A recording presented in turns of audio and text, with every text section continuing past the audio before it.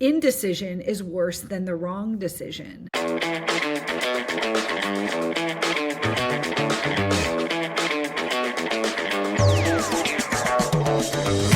Hello there, it's me, Steve Mellor, and welcome in to GrowthReady, the podcast that allows high performers to reveal the reality behind what it means to ready yourself for growth, the personal and professional challenges along the growth journey, while also allowing the high performance executive coach in me to satisfy his curiosity toward what drives optimal performance. On this episode, we welcome in best-selling author and esteemed sales coach, Kristin Gutierrez, whose mindset of adversity happening for her has led her to not only seeing her own growth journey positively impacted, but has now positioned her to serve others to maximize their own offers so as to ready them to step into pursuing true fulfillment. And welcome back into the most recent installment of the GrowthReady Podcast. I am so excited to be welcoming in Kristin Gutierrez to the show today. And Kristin, before we start learning about all these wonderful ways that you can impact our listeners, I would love for you to answer the question that I have everybody answer at the beginning of every episode. And that is, what does it mean to you to be growth ready? To me, growth ready means leaning into imperfect action, putting one foot in front of the other and figuring it out as you go. You just won the shortest, most insightful response that we've ever had. And you know what's funny? When I first came up with that question, my goal was always to be like in 10 seconds or in one sentence or anything like that. And then I said, nah, to heck with it. And some people will go into 2 minutes. I want you to tell us that again. Leaning into, do it again. Leaning into imperfect action. What did I say? You forgot already? I just don't remember verbatim what I said. Leaning into imperfect action and figuring it out as you go. Figuring it out as you go in its simplest form. Yeah. We talk about why I believe that, but yeah, like the core of who I am. Yes. And so this is why I was really looking forward to this today, is this notion of so much that you speak to is about really embracing the parts of us that aren't perfect and just saying like, hey, you know what? This is who I am. This is how it is. And to make the best of it and to take those steps that we're capable of taking. And so with that being said, I'd love to just learn a little bit more about, for everybody listening, it would be great just to get a little bit more context on specifically what kind of work you're doing today and who it is that you're doing it for. Like, who are the people that are benefiting the most from the work that you do today? Well, and thank you so much, Steve, for having me on your show. Of course, it is honestly a privilege to be here. I do think the story that's most relevant for audiences right now is in April of 2023, I was unexpectedly let go from my 6-figure VP of sales corporate job. Mm-hmm. And immediately that day, I leaned into imperfect action, and I decided that things happen for me, not to me. And so instead of seeking comfort on my couch or watching Netflix mm-hmm. or binge eating a box of Oreos, I don't know, I chose to seek comfort in action. And I didn't carry around that negative, like, woe is me energy. And I simply started to move. I didn't realize what direction I was moving in yet. I just started and kept moving. Mm-hmm. And by 2 p.m. that same day, I landed my first consulting client. All of a sudden, I'm a sales consultant to other companies. And I just kept showing up every single day, 2 years later almost, mm-hmm. iterating as I go, iterating who I serve and how I serve them. Today, I'm honored to serve entrepreneurs. Broadly speaking, when I meet people, I'll say I help entrepreneurs make more money. Mm-hmm. But for an audience like this, it's like coaches, course creators, consultants, like how to package or repackage your offer mm-hmm. to make it worth more without dying in implementation like I was. When I was selling sales consulting, I found myself 6 months later having made good money, but I was either constantly on the phone implementing what I sold, or on the other phone trying to prospect for more business. So how do you work smarter, not harder? Yeah, and for me, I take different approaches every time when we have guests on, knowing what it is you do beforehand. And this time it makes a lot of sense because of how recent so much of it is, in many ways, the last 2 years. I really wanted to touch on that immediately because what it does is it brings people into the here and now of how quickly you've started impacting people in the last 2 years with this kind of stuff. To even now hear that the story really took off within literally hours of you having the awareness, coming off the couch. Was what you were watching on Netflix inspiring or something like that? No, it wasn't. No, the narrative goes, as humans, we seek comfort. And most people would have chosen to I don't know if you were ever impacted by all these crazy layoffs that have been happening globally. I hadn't. Yeah. And it was so unexpected. Yeah. And I was just my heart sank. I'm in the middle of a divorce. I'm texting my ex-husband. I have no idea what is happening. I just start, and it's 10 minutes. The phone call with my CEO and the SVP of HR, it was 10 minutes. And I'm like, but what now? Yeah. And I just started texting people and calling people, and I just never stopped moving. So incidentally, I was leaning into this imperfect action because had I sought comfort on the couch, that is when you start to just have a pity party, and it's okay. There's this concept of are you burning yourself out by moving too fast? But I mean, divorced, we were in a financial crisis. We have 2 very small kids. The line in the sand was thick enough, deep enough now that I had no other choice. Yeah, and I, in many ways, was joking about the Netflix thing, but what it does is it represents so much that is true to where we find ourselves most days, is that we focus on the things that allow us to fall deeper into our seat or fall deeper into our thoughts and most importantly, fall deeper into inaction. And so much that you're alluding to here is this it's a great example of that notion of dying in the implementation part of it is how we get caught up in ideas and thoughts and processes. And this is how I'm going to do it when the time's right and all this kind of stuff. And just to sort of bring you up to speed with my own story is that 3.5 years ago when I started my business, it came about 2 years after people in their droves had been encouraging me to start a business as an executive coach. And it took me 2 years of thinking it through and how do I do it? And what's funny is that when I actually took the step, so little was perfect about the environment that I was making that decision in. But it was the fact that I took the step. I decided to take the jump. And that in itself became almost the perfect step, if you will. Yes. We'll talk about my 4-step framework for saying yes and figuring it out. I love that. It's right there.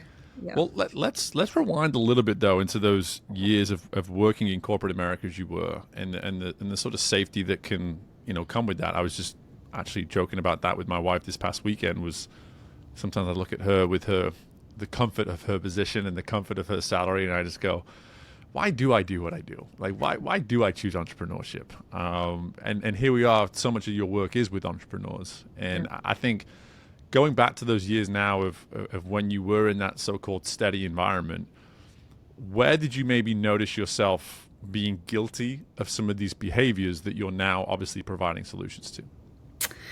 Well, it's so interesting because my grandfather, and I'm sure others in my family, but my grandfather was an entrepreneur. And after college, I lived with him for a minute, which is very atypical. But I remember him saying one night after dinner, why doesn't anybody want to be an entrepreneur in the family? Why doesn't anybody want to take over my business? But respectfully, Grandpa, he had a ball bearing manufacturing company. They were, not my skill set, right? Yeah. He was an engineer by trade. And that just kind of always stuck with me. But I found myself hopping around jobs for a minute and then all of a sudden ending up in the industry I ended up in 2005 and finding excitement climbing the corporate ladder as a salesperson, and then realizing in hindsight that I was being mentored by really good people. I kind of started to put the pieces together. Oh, this is a really good thing, and I've made it even a better thing. That in 2023, I decided I wanted to be our chief revenue officer because there was a position open. And respectfully, my CEO said, "You're not ready." So I decided on a whim to write a book, which is, I think, so inspiring for a lot of people listening, because I don't know. I forgot to, like, are you a best-selling author yet, Steve? I wouldn't say it's best selling, but I do have a book. Yes. Okay. Yeah, well, I'm sure. Best selling in my family. Best selling in my family. So, yeah. Did you grow up wanting to write a book, or Not at all. I had every bit of evidence in my childhood would suggest that this man should never write a book. Yes. Okay, Yes. right. So whatever the case is, but it's a tool. And I knew that writing Be a Better Sales Leader could help elevate me within my company and or just to get the next step. Sure. Well, what happened was March 1st, I started to write the book. I know it was my birthday, March 1st. April 17th, I got let go from my job. May 31st, I released the book. So in 3 months, I wrote and released a book and still had insert the correct colorful adjective to write a book called Be a Better Sales Leader, having been let go as a sales leader, right? A lot of that imposter syndrome would stop a lot of people dead in their tracks. But I knew what happened to me wasn't what happened, or I knew this thing happened for me. And so then the book became this tool that allowed and opened doors for all these conversations for my sales consulting business to really take off. What a wonderful timing of events, in that I know. I think for anyone listening to this, the immediate idea that comes to mind is how we can sometimes almost stop ourselves in our tracks because we don't consider ourselves an expert. You know, and just listening to your story, I just like, okay, there's someone who could have so easily just said, I give up. clearly I'm not an expert. Like, I've just lost my job. How can I possibly be an expert on this? And even going, you know, just even alluding to my own book it's about realizing your potential.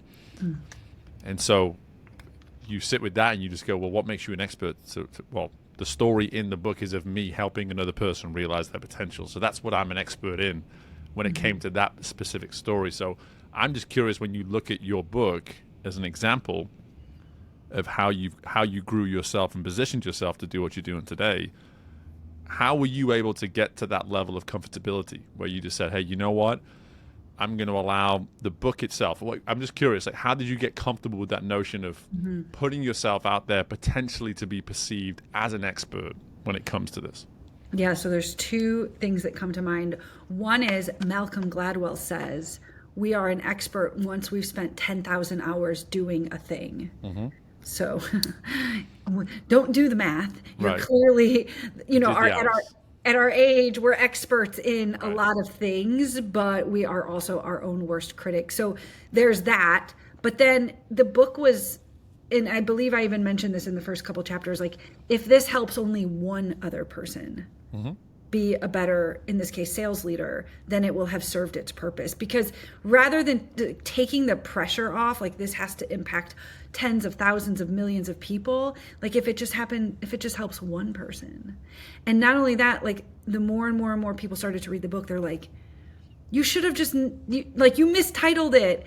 It should be called Be a Better Leader. And like, they're giving me feedback for my future books and other iterations to take the narrative from the book. So it 100% had the right impact it was supposed to have, but it's taking the pressure off yourself to say, like, it only needs to impact one person. And maybe that person's your dad, but undoubtedly it will be other people on the internet who don't even know you.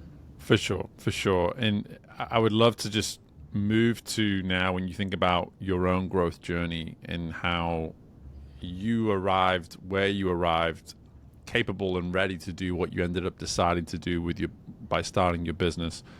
If you were just to go back now through the years and look at your own development, where did you maybe see, or what evidence did you see of, okay, if and when there were ever a time that Kristin would need to carry the load and step up and be ready to do that, what part of your growth journey showed that is something that you'd be capable of doing?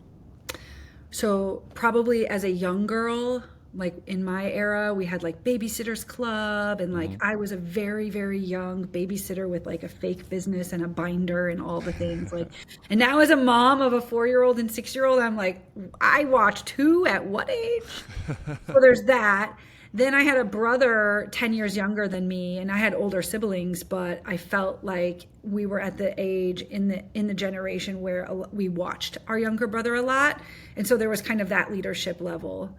But in college, I worked a lot in retail, Gap, Banana Republic, places like that, Limited. And I'll never forget, like my senior year of college, I was a key holder, like a next level under the assistant manager. Like they trusted me. And I did that job all while carrying like a full course load. And it brought me fulfillment, right? And then in 2005 or 6 or 7, when I first ended up where I ended up, and they promoted me to manager of global inside sales, and my company was based in the UK. So I was traveling as a 25-year-old to the UK several times a year to manage a team of older gentlemen. And they looked up to me. They respected what I would say. Like I would share best practices with them. So, if you look back on your life, I think the thread is probably always there, but we don't always pull on it. So how are you helping people then today become way more aware of that thread? Because that's kind of what I'm hearing here. It's like can we become more aware of the thread as we're going through it, or is it always going to be in hindsight? No, because so in April, end of 2023, after I had been monetizing my sales expertise, I was stuck. I was like literally, like I said, dying in implementation, and I was looking for the next way to scale. So my current mentors had gotten me that far. And I believe in hiring more coaches and trying to figure it out. Sometimes they work, sometimes they don't. So I invested in more coaching. Someone say more coaching. And she taught me the systems of high ticket offers and like selling one to many, which allowed me to get off the phone and have online events and connect real with people. Crazy enough, even as a 20-year corporate salesperson, it turns out how you sell to corporations is very different than how you sell to individuals. So it took me falling on my face a lot to figure out how to relearn how to sell, right? And then, so the point is now that I'm so confident, so for about a year, I gave myself permission to serve this entrepreneur. And there's various levels. There's people who are just getting started, and there's people who are looking to make $1 million a day. And like they just need the next system to unlock. I find that if I'm at the playground with my friend, like literally the other day, and her husband's telling me he's in between jobs and yada, yada, yada, he wants to restore old tools. I find myself telling him, because he's asking, what do you do? I've never really asked. And so it's this concept of like, I'm not here to tell people what they could or should do, but it isn't always in hindsight, to your point. It sometimes is in the present. They just aren't aware that, yeah, you could go out there and sell the product at a fair, but like you've already just sat here and told me that's not working. Yeah. Or you can coach other people on how, whatever the system is, whatever the 5 or 6 steps are that you take to restore old tools, you can teach others how to do the same. And, this is happening every single day right now in my life. And like nothing brings me more fulfillment than helping people see something that they've probably been sitting on, and they don't need to wait until hindsight. They can act on it in the present moment. Yeah, I think so much of our audience is this is resonating right now in the sense of the aha moments, and sometimes feeling as though they come way too late. They come at a point where it's like, did the window of opportunity go by for that to really have been optimized and maximized in the moment? And I'm sure as I listen to this, it's like, hey, it'd be great to have those aha moments at way better times, at times that can serve me in that moment. Because I'm with you immediately on firstly on just the ability to sell and how to speak with individuals as opposed to corporations. But then going even further is this notion of the fulfillment piece, is actually pursuing the fulfillment piece. Because for me, when we're aligned in our fulfillment, our awareness is significantly heightened to opportunity when it's like, oh, that'll fulfill me. That will 100% fulfill me. And and I can't miss it because my antenna for fulfillment is so great and so clear that it's literally impossible to miss this kind of thing. And I feel like that's what I'm kind of hearing from you. I never knew what it was to love truly what you did, because I really loved my job. Like my team, like I loved what I do. I loved what I sold. I loved who I worked for. I loved my team. But something happened when I started to lean into monetizing my own expertise, that I would stand outside, and I mean, I still do, like I would like walk outside with my hands up and just like thank the universe and like tap my chest and be like, I'm so grateful. And that's this fulfillment that I never knew existed before, while in my case, working for somebody else. Yeah. And, you know, they say that like we're right on time. Everything is right on time for us. So it isn't never too late, but society tricks us into thinking sometimes it is.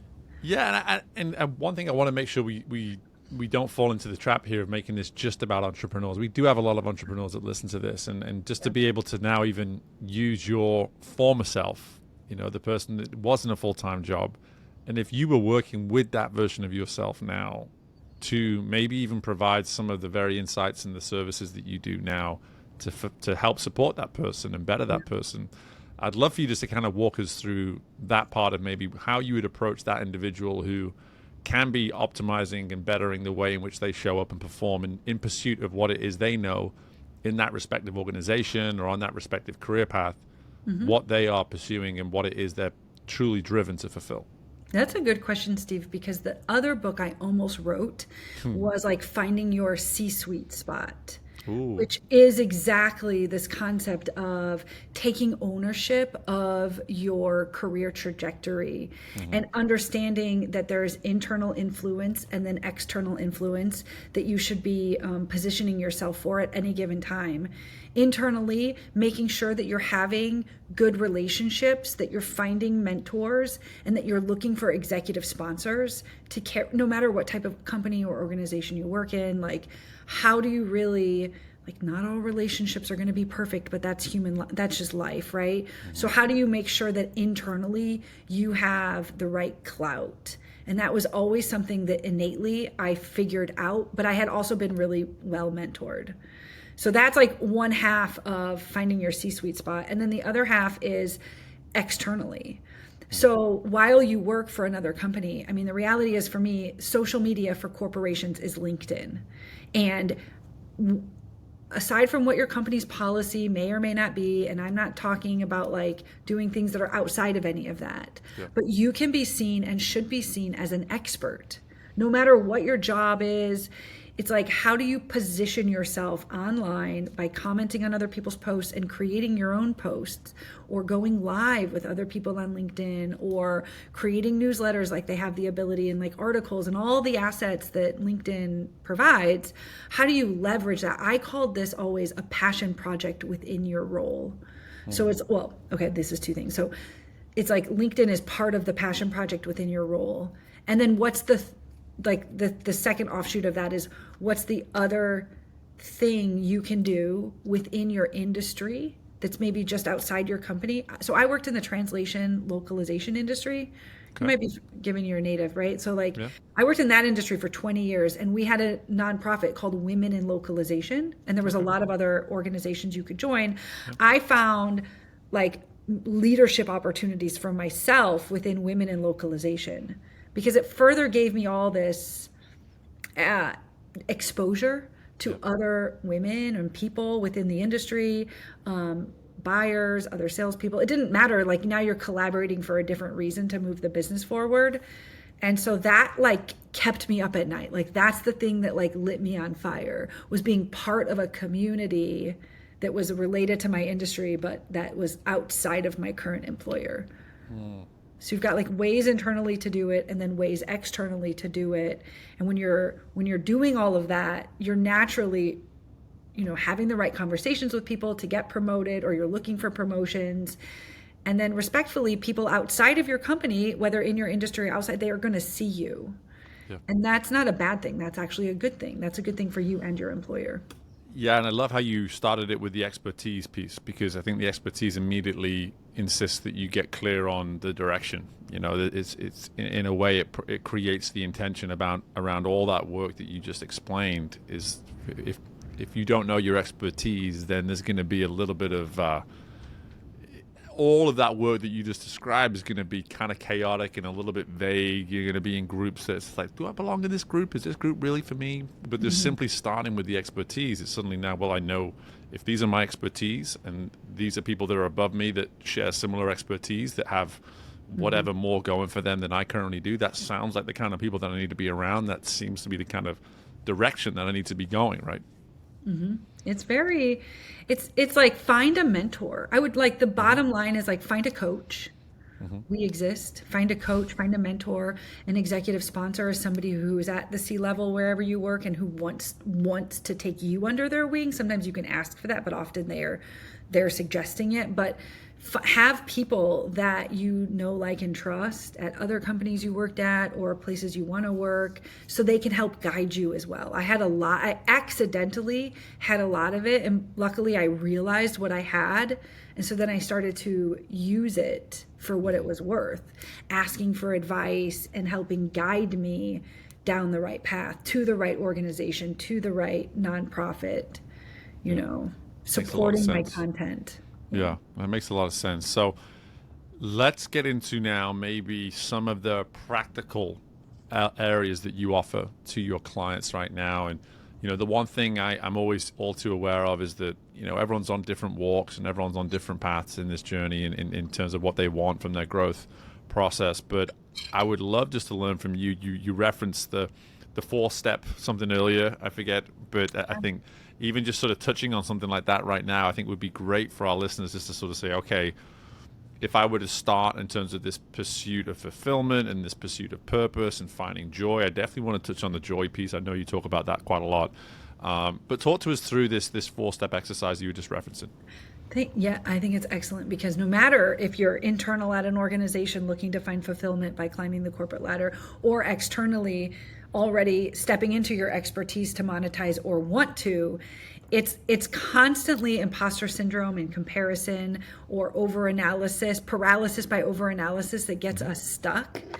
And so when you use this 4-step framework as your guide, you find that you can get things done, whether that's in a day or in a month or in a season. So the first step is to simply decide. And so it sounds so simple, but it isn't, because indecision is worse than the wrong decision. And so simply making a decision that you're going to do 100 phone calls today, or pursue finding a mentor, or when I was in corporate, like asking my CEO, will he mentor me? I had to ask him 3 different times, because no or ignoring you doesn't always mean no, right? So you have to decide. And then the second step is simply to take a step.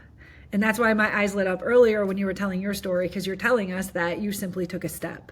Right. And it is, I always talk about this concept of 100 phone calls a day, because there is this like go for no, where like, whether you're in corporate sales or whatever, like just keep going until you hear no, which means you'll undoubtedly find a yes.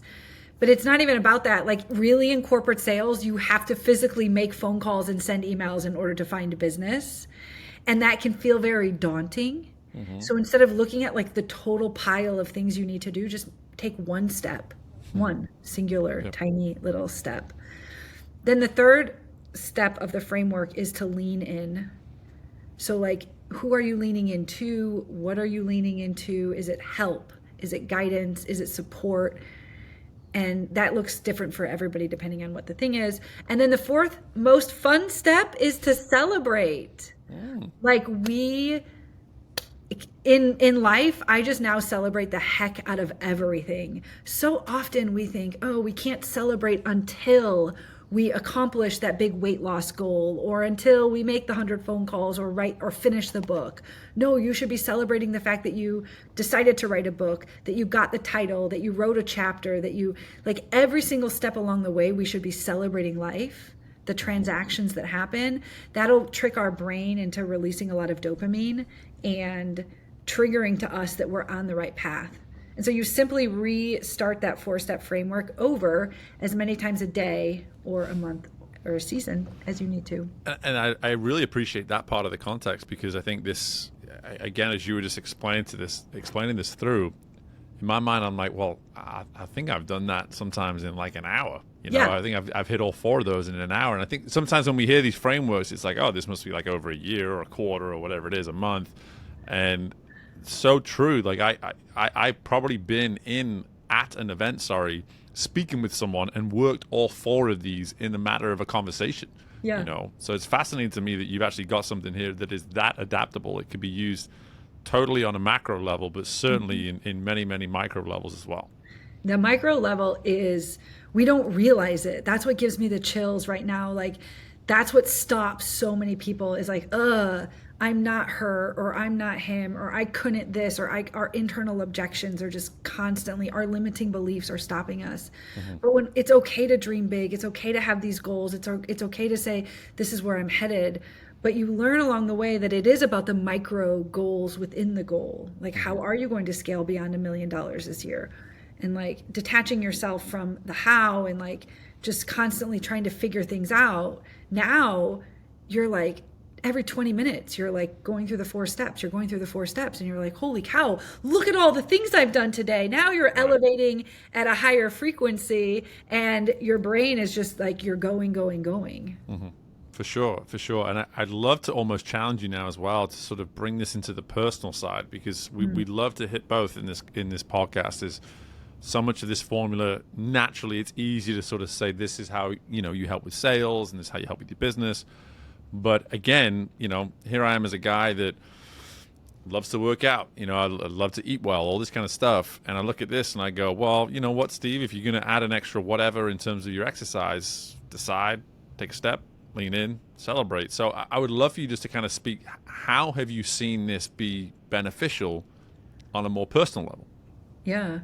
Well, recently I lost like 10 plus inches. It doesn't even matter how many pounds, mad. I mean, I hired a coach, right? Yeah. Taught me body recomposition, and I had to learn a new way of eating. I had to learn all these things, but it is like, I made the decision, right? I mean, they had asked me before, their friends, hey, let us coach you. No, I'm busy. So I finally made the decision to take the body recomposition. And then I took a step by paying for it. It was not cheap. Sure. And then I leaned in, and of course they had a community of people. They would show up on Sunday night for calls, and that's not always easy with kids, but like they had a little Facebook group. So where are you leaning into? And then I would celebrate the heck out of it, because eating 6 times a day, 2 hours apart, a certain number of macros, I was just like, whoa. Even though I work from home, but that's a lot. Right. And so it was a constant daily, hourly cycle of that, running through those 4 steps, deciding that I'm not going to cheat on my diet, or that I can eat anything I want as long as it fits your macros, and like reframing a lot of the things I had created in my own head about what it meant to lose weight or whatever. Because, we get old. Like, oh yeah, that doesn't work for me. You're alluding to yourself being a lot older than you actually are. I just want to make that clear if people are listening to this. Yes. Well, I think, and what you're touching on here with reframing as well, is that we're getting into the heart of reframing beliefs. So much of what you're talking about, it's to work a framework like that is a way to sort of, just really recalibrate how we operate, how we think, how we see ourselves. You talk about the ability to lose weight, whatever it may be, better quality diet. As you're going through that, if you're not acknowledging the growth and the effort by celebrating, are you ever actually improving? Are you ever actually rewiring the way you look at yourself and have that belief? Because that's the achievement, I believe, when we get, because, again, my wife has tried so many different things. And every time when she tries different diets and different things and whatever it may be, when she's at her happiest and most fulfilled is when she tells me that she feels great. She doesn't mention the inches. She doesn't mention the weight number, whatever it might be. Yeah. She's all about, whatever I'm doing, I feel awesome. And I'm like, that's the celebration. That's all I care about. That's all anybody should care about, really, at the heart of this thing. Yeah, you're right. You are 100% right. And they would say the same. My coaches for that would say the same. And we get so stuck in our own ways. We get so attached to something. Russell Brunson talks about internal objections, external objections, and vehicle-based objections. So as it relates to body recomposition, right? And your wife or me, it's like the limiting beliefs that we believe to be true. Oh, this isn't considered a success until XYZ on the scale, or the size blue jeans I'm wearing. Yep. And then external beliefs are the things other people say, right? Like she said, you'll never do this, or he said this about you, or society says this. And then the objections you have about the vehicle, the thing you're being sold or buying. Is like, oh, I've tried every weight loss regimen known to man. Yep. Why on earth would this one work? Right? But once we overcome those three types of objections for ourselves as buyers of a thing, now we're in a position to receive the real benefit, which you keep alluding to is this fulfillment. Yeah. Yeah. You touched on success there for a minute. You just mentioned, you mentioned how we can run things through this lens of how we deem something to be a success. And I'm just curious, it is something that occasionally comes up enough on this podcast for me to then stop somebody in the conversation and just ask the question outright. Like, for you, when you think about what you're doing, how do you define what it means to be successful in what you're doing now? These days, it's through the impact of helping others. It really is the service of others. I teach people how to serve the person they want to serve, but maybe serve them later once they've made money. Because depending on somebody's financial situation, and I know for me, for almost my whole life, it was money. But stepping into this, being 2 years in now, it really is the fulfillment of others. And serving at a higher level means how I customize my coaching programs to allow certain people to join.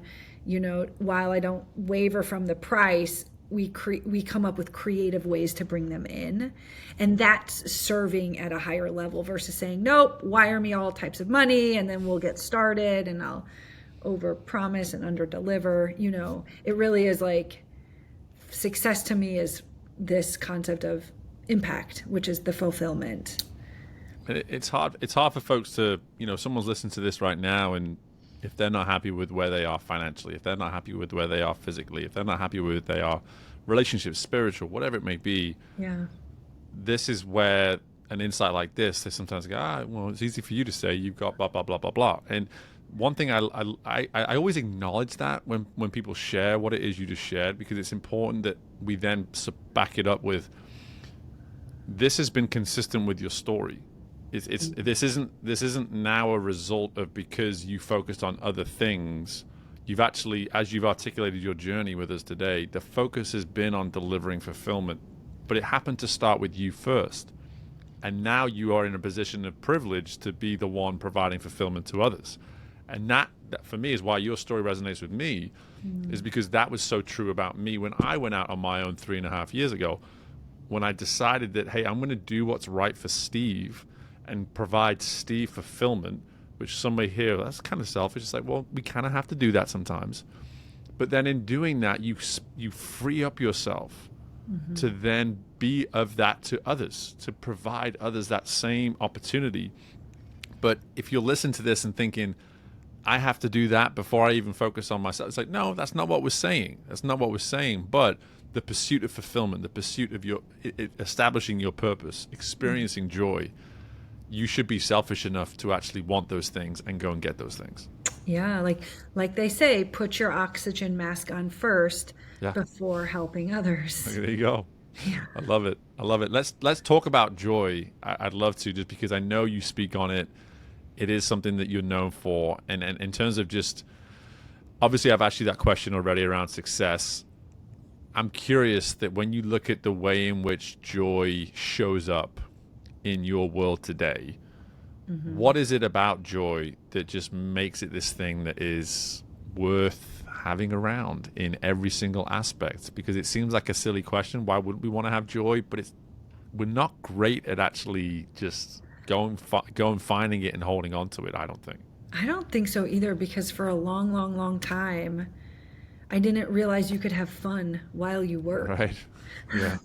And some of that comes with, where do you work, and you're not your own boss, and you do have to look like the brand, whatever that means if you're out doing sales presentations like we used to. So but there's still like something came alive in me, and people would feedback it to me when I stepped out into my own me. This is when it happened for me, right? But it was like, they'll say to me that your external matches your internal. So like the way you're showing up all of a sudden on LinkedIn or on social media is also the Kristin that we all know, like, and trust.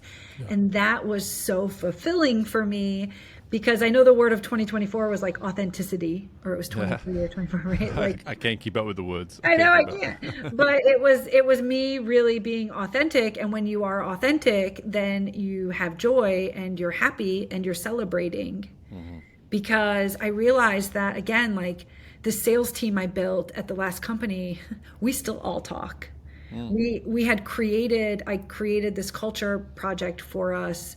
We did a lot of things within our micro world, because at work, whether you work for yourself or somebody else, you're there at work a lot. You're there at work more than you're with your kids. Right. Probably.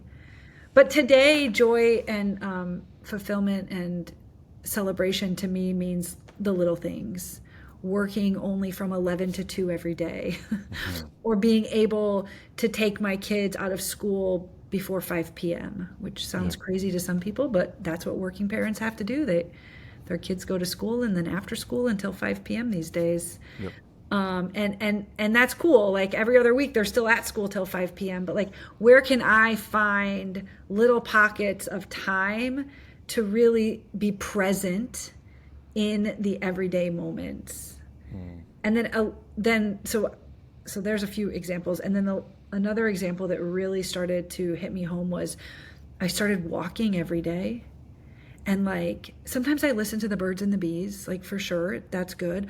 But sometimes I listen to an audible book on like 2x. Yeah.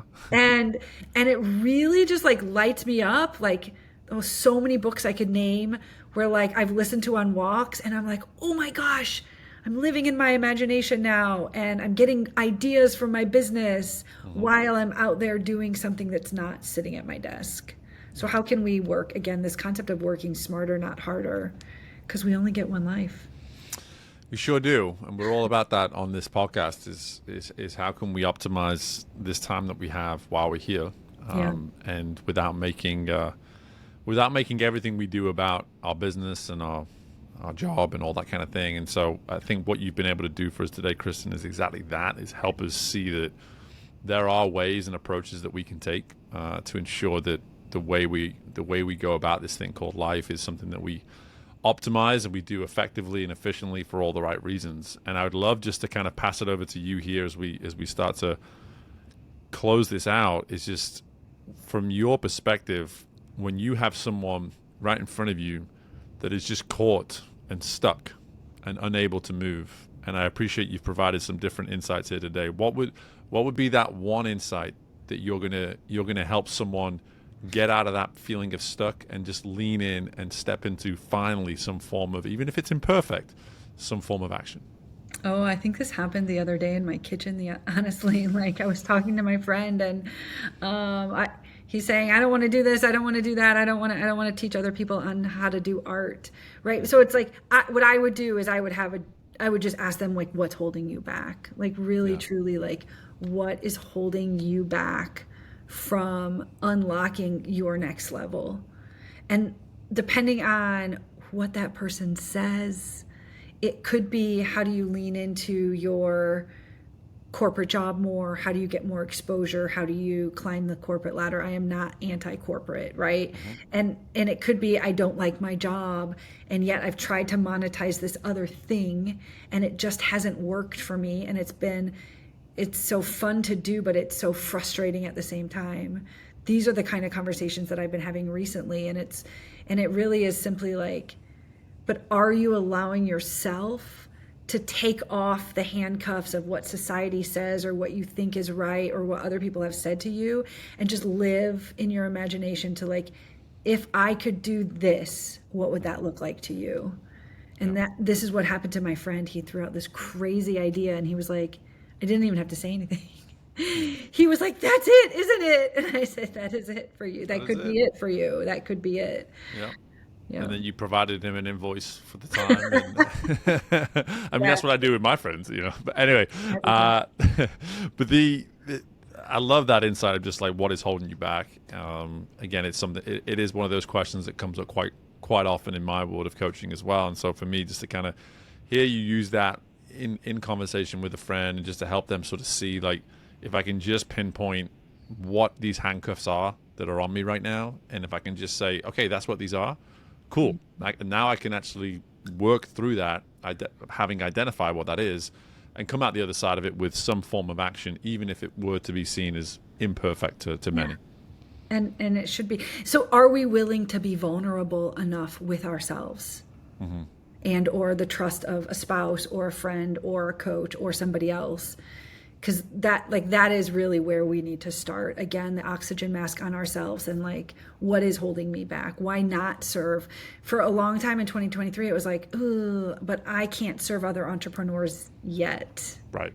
So no matter where we are, we always have something that's holding us back. And once we, to your point, can acknowledge it, now we can start to address it. Love it. Kristin, this has been an absolute pleasure. I've loved having you on. I've loved working through so much of these keys to really helping people get unstuck in so many different ways, but also just get way, way, way more comfortable with just leaning into some form of action, even if it is to be imperfect. Before I let you go, where can we learn more about Kristin Gutierrez? Oh my goodness, yes. Say yes to 7figures.com is the best place to go these days. Say yes to 7figures.com. We can link that in the show notes, I'm sure. We sure will. Yeah, it rolls off your tongue. Say yes to 7figures.com. I'm excited to have another book coming out this year, and to just constantly release more tools and strategies and content to help other people. So thank you so much for having me, Steve. Oh, you're so welcome. You're so welcome. I look forward to following all that and keeping up with what sounds like a very fast pace that you're going at things with. But it's very exciting to be able to learn more about it. And Kristin, I just appreciate your time again, and thanks for everything. All right. Thank you. Bye. Thank you. And my thanks again to Kristin for joining us on the show today. I'm going to keep it fairly short and sweet in terms of my final thoughts, and my food for thought for you to take away is to go and act. Act now. You heard it in Kristin's story. You heard it in a little bit in my story as well. Is this notion of when you have a intuition or a feeling that there's a direction that you can go take it. Stop worrying about it being perfect. Stop worrying about having all the right pieces in the right place. At a certain point, no matter whether you're an entrepreneur, a coach, whether you're a person climbing the corporate ladder, whether you're a student, whatever it may be, wherever you are, even in a personal side of your life, if there's something you see is necessary and that you are capable of doing, go and take the action, take the step, make it happen. Even, like I said, even if it's imperfect and even if it's not the result you initially want, I assure you, you will be better for taking the step and taking the action. So I appreciate Kristin's insight around encouraging us to do that today. And as I let you go, I'm going to remind you, as always, to be subscribing to the show, to take the time to be sharing this with a friend. If there is someone in your world that that could benefit from this kind of content, please go ahead and share the show. Don't forget to rate the show. 5 stars, I believe, is always the standard that we are trying to aspire to and achieving. And in the meantime, as always, folks, best of luck with anything and everything you have going on in your world. And I look forward to doing this again with you very soon. Bye for now.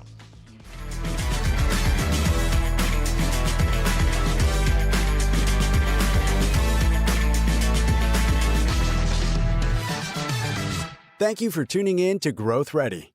If you liked what you heard and are feeling ready to grow, be sure to leave a 5-star rating, subscribe to the show, and share the episode with someone you know is ready to fuel their growth journey today. We love our community, so don't hesitate to reach out to us at podcast@growthready.com. And until next time, we are Growth Ready, and you will be too.